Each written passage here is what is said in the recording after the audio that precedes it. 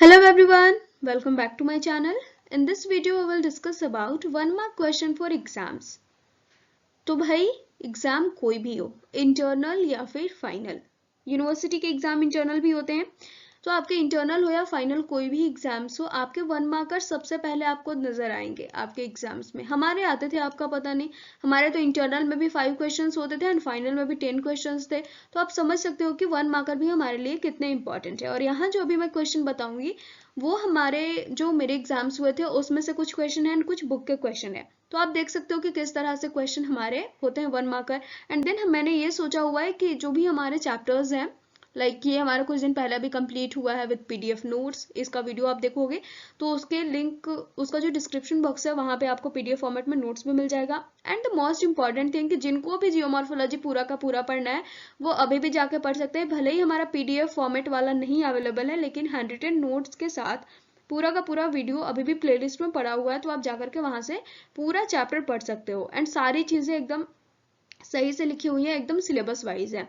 Okay, तो अभी हम क्या करेंगे, चैप्टर वाइज क्वेश्चन करेंगे। ये चैप्टर हमारा कंप्लीट हुआ है एंड आज हम इसे करेंगे। सबको ये तो पता है ना कि ये चैप्टर है कौन से बुक का, geomorphology BA semester first geography honours. अब समझ में आ गया, जियोमॉर्फोलॉजी बुक से ये क्वेश्चन मैंने उठाई हुई है। तो अब चलो स्टार्ट करते हैं हमारे क्वेश्चंस। हमारे क्वेश्चन में सबसे पहला हमारा क्या है, मल्टीपल चॉइस क्वेश्चन में देख लो। Density of the whole earth is, हमने अभी से 4 या 5 दिन पहले ये कंप्लीट करा है पूरा चैप्टर, तो आपको होल अर्थ की डेंसिटी मालूम होगी। कैसे होल अर्थ की जो डेंसिटी है वो हमने पता करी थी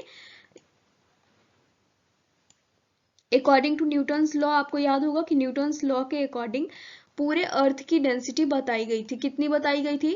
2.5 थी क्या वो? 3.5, 5.5 या 11, कितनी थी? सब लोग बताओ कमेंट सेक्शन में। नहीं पता होगा, नहीं मतलब जिसको पता है वो बता सकता है, नहीं तो मैं यहाँ पे बता दे रही हूँ। यहाँ पे मैं 1 घंटे तक बैठी थोड़ी ना रहूंगी। आंसर इसका देखो सी होगा 5.5, सब लोग याद कर लेना। Density of the core is, ये दोनों ही क्वेश्चन मेरे एग्जाम्स के हैं। कोर की डेंसिटी कितनी है? 5.7, 8.6, 10.0 और मोर देन 11 कितनी है? सबने पढ़ा? जो हमारे क्वेश्चन बन रहे हैं ना, ये हमने बहुत अच्छे से पढ़ा हुआ है नोट्स में। मोर देन 11 इसका आंसर होगा। कहीं पे 11 होता है, कहीं पे मोर देन 11 लिखा हुआ होता है, तो ये मोर देन 11 होगा। ओके, नेक्स्ट क्वेश्चन हमारा, what is found most in SIMA layer. SIMA layer में इनमें से कौन सा पाया जाता है, बताओ आप मुझे। Silica magnesium, silica mica, silica magnesium और नन ऑफ दीज। सिलिका नहीं है, यहाँ पे सिल्वर है। देखो अब बताओ इसमें से कौन सा है। मैंने आपको बताया था इसको दोनों को SI प्लस MA ऐसे करके लिखा हुआ था, कुछ याद है आपको? मैग्नीशियम के लिए हमने MA से रिप्रेजेंट किया था मैग्नीशियम को, और SI से हमने सिलिका को रिप्रेजेंट किया था। तो मैग्नीशियम एंड सिलिका आपको कहाँ दिख रहा है, कहीं दिख रहा है? जी हाँ, बिल्कुल दिख रहा है आपको, सबसे फर्स्ट में ही है ये, silica and magnesium. Okay, answer पता चल गया सबको, आगे बढ़ेंगे हम। नेक्स्ट क्वेश्चन क्या है हमारे पास, Which are the natural sources to know about internal structure of the earth। ये नेचुरल सोर्सेज की जगह यहाँ पे आर्टिफिशियल भी हो सकता है। बताओ इसमें से कौन सा है नेचुरल सोर्स जिसके थ्रू हमें इंटरनल स्ट्रक्चर ऑफ अर्थ के बारे में पता चलता है।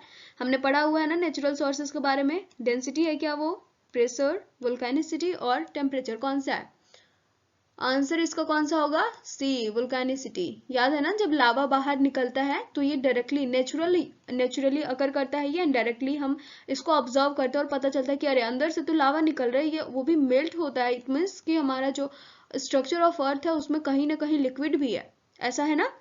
मतलब उसको डायरेक्टली ऑब्जर्व करने के बाद तो ऐसे ही फील होगा ना, और ऐसे ही यही पता चलता है हमें इस सोर्स के थ्रू। क्वेश्चन नंबर 5 है हमारे पास, the most authentic information about the internal source of the earth comes from. Most authentic information कहाँ से मिलेगा हमें, किससे मिलेगा इनमें से?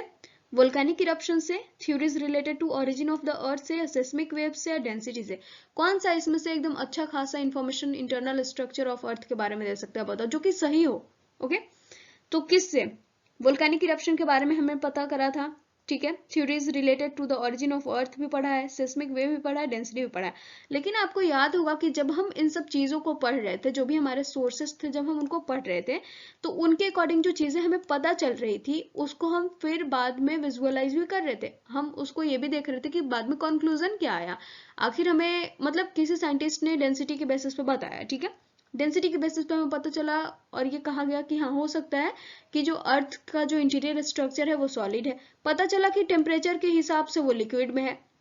तो सबको ऐसे क्रिटिसाइज भी करा गया है।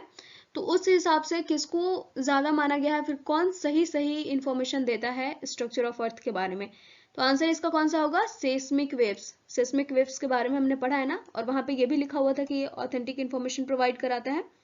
क्वेश्चन नंबर 6 क्या हमारे पास, in the interior of the earth temperature increases at the rate of 1 degree Celsius per dash metre.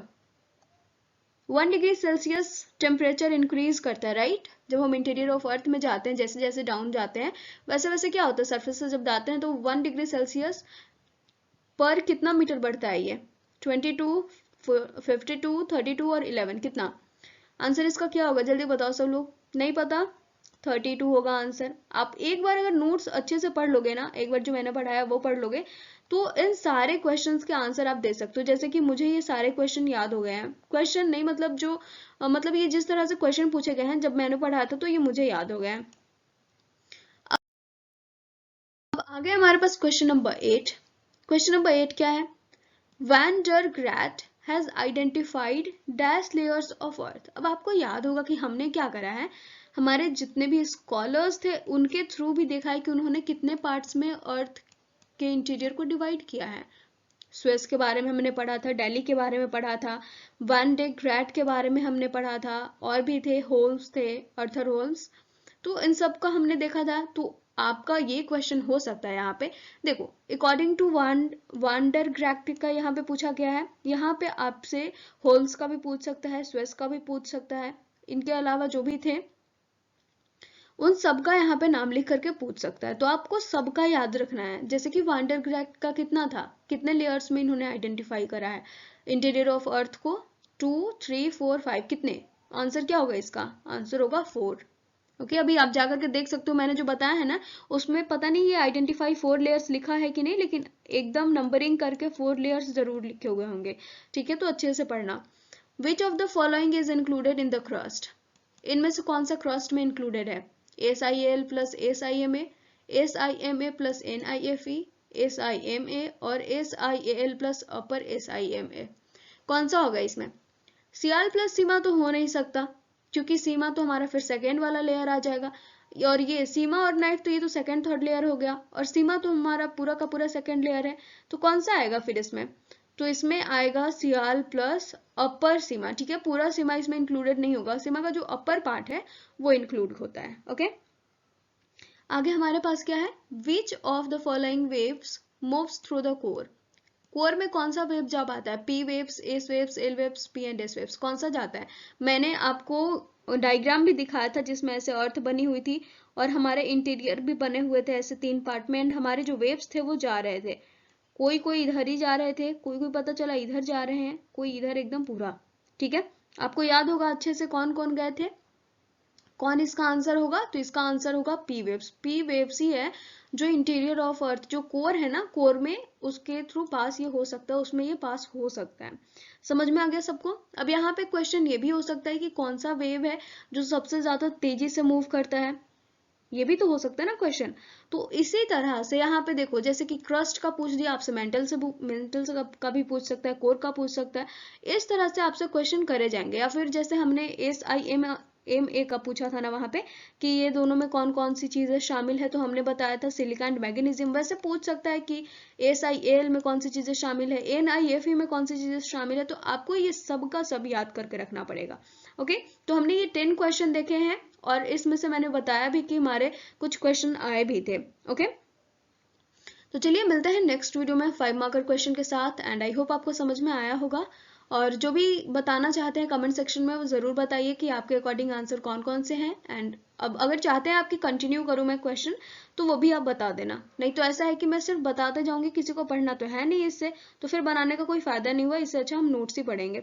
Okay, so next video मिलता है। Thank you so much, and if it will help you then please don't forget to like, comment, share and subscribe.